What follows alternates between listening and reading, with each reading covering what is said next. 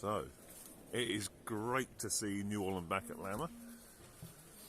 We've got a T5 100S, the new S version.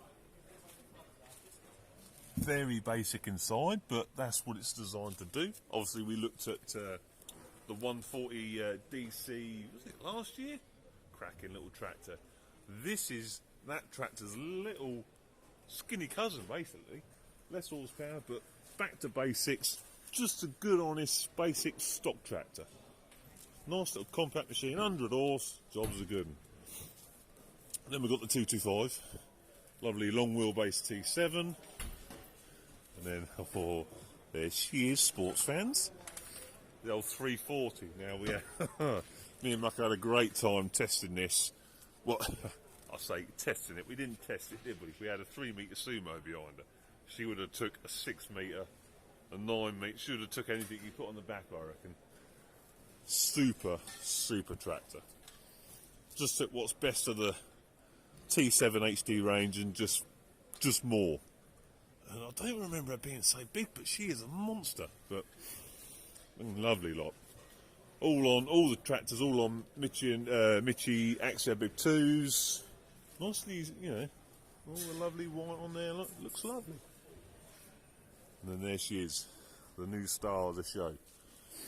CR11, the biggest, highest capacity combine in the world. And she is lovely. What can you say?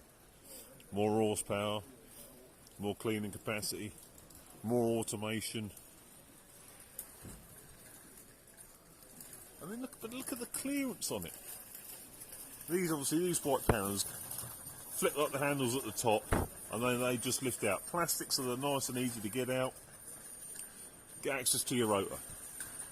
Got the drive belts all up there, hydraulic pumps, massive engine filter at the back there. But it's just so clean.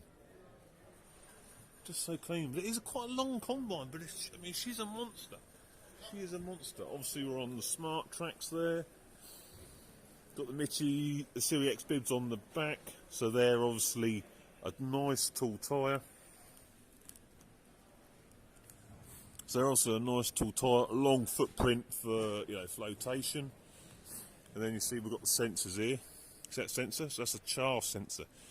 So that will ensure full width spreading of the chaff, depending on wind and slope. It takes it all into consideration automatically. You ain't got to do anything.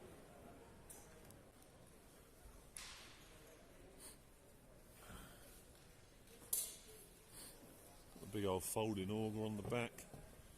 God, what a nice arse on her. She's nice, isn't she? But obviously still under 3.5 metres, so easily fits. I say easily fits down the road.